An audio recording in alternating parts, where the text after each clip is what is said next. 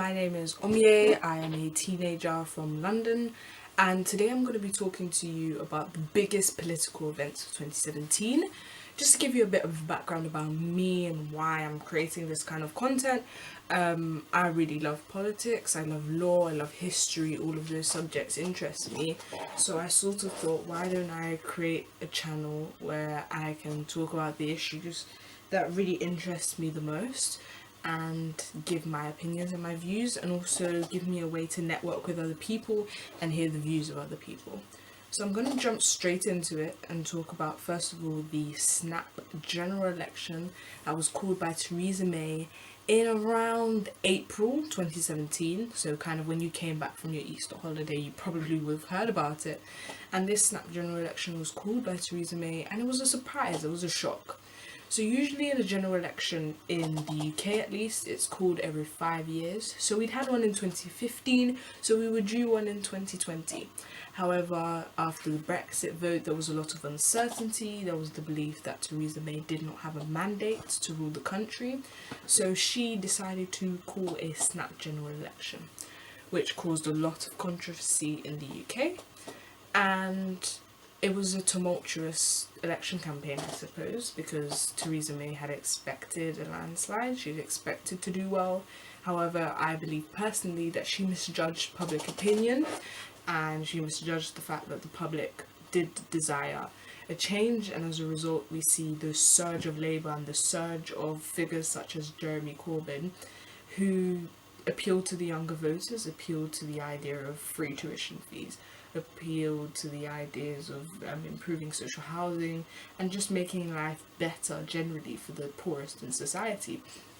And in the end, obviously, we know that Theresa May won the election, but she did not have a majority in Parliament. And again, for those of you who don't know, so you need 326 seats in Parliament to gain a majority. However, Theresa May was just shy of this. I think she was about 10 seats shy. So she definitely needed help from another political party, and that party was the DUP. So those are kind of the main details, but the reason why this is such an important political issue, in my opinion, is that this changed the scope of politics in Britain. It evoked debate again. After Brexit, we'd had a big problem between Leavers and Remainers both not feeling that they're able to express their opinions. This evoked a lot of debate. Everywhere you went, people were debating, people were talking about the party they wanted to vote for, and that debate was really encouraging to see, particularly amongst my own peers. So the second big issue, I don't think I can ever talk about politics without dropping a Donald Trump in there, because we just can't. Donald Trump definitely a big fixture of 2017 politics. Wow. I mean, the punches just kept on rolling and rolling. We had different events, varieties of events that were both big and small, but all played into this perception, this precedent that Donald Trump was setting as the 45th president of the United States of America. And we can definitely say that we will never ever have another president like him. Just to go over the main kind of Donald Trump things, if you like, that we've seen over the past year. We've got Donald Trump versus Kim Jong-un in terms of, the Rocket Man, the dotard, the fire and fury. The insults just keep on rolling. I mean, I didn't even know what a dotard meant. I had to look it up. It means an elderly, retarded person. So we've got all these kind of playground bully banter, if you like, coming from the leaders of two incredibly powerful countries. And then we've also got suggestions of collusion with Russia, in terms of the fact that Donald Trump may have had a collaboration with Russia in order for him to win the 2016 presidential election. So that also raises a lot of controversy. And the Muslim ban at the beginning of kind of his presidency. We've got all these policies that just keep on coming and are quite controversial for many people to take. So I guess 2018 probably will be an even more exciting year and we really just look forward to seeing what else is coming and how else we can either praise or challenge these views that are being displayed. And the final political topic that I wanted to talk about of 2017 that I felt was really important was the sacking, the retirement, the resigning, whatever you want to call it, of Robert Mugabe in Zimbabwe.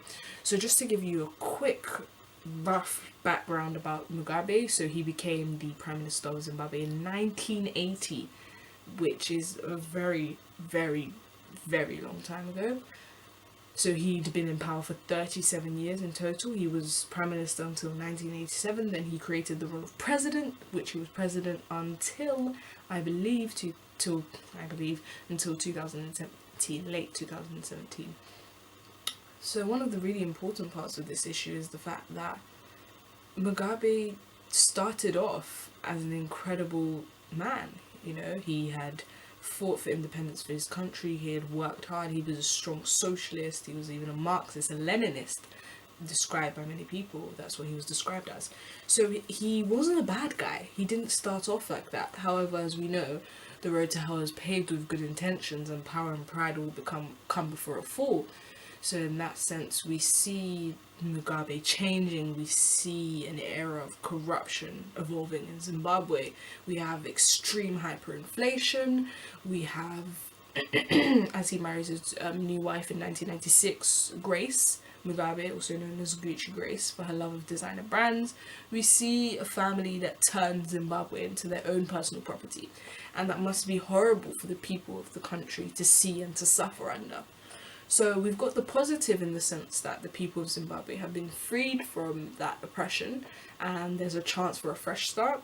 But we also do have to remember that although we've come from a leader of Mugabe, we can't just replace him and then leave it and then not do anything about it. We've got to implement an improvement. And I'm not sure Emmanuel Mnangagwa is the correct improvement, but I'm sure we will see that over time. Obviously, he has the nickname the Crocodile, which suggests his viciousness and mercilessness. So also we've got to remember that yes, he's replaced Mugabe, but they did come from the same circles. They were quite good friends. So we, as a community, as a political community, we've got to be keeping a close eye on him, just making sure that everything's in check in Zimbabwe. So that's my 3 main political issues of 2017. I really hope you enjoyed the video. As I said at the beginning, it's my first ever YouTube video. I've never really created content like this. So I'm just really looking forward to the journey, to the experience. Please give it a big thumbs up. Please subscribe to my channel. I know it's my first video, but please trust me, that's good. And please leave comments below. I want to hear your views, anything you've got to say. Please tell me how you feel about the video itself, how you feel about the issues I raised, how you feel about your political views, how you want to improve awareness of politics in our surroundings, and just let me know how you felt about the video. And thank you very much for watching. Bye guys.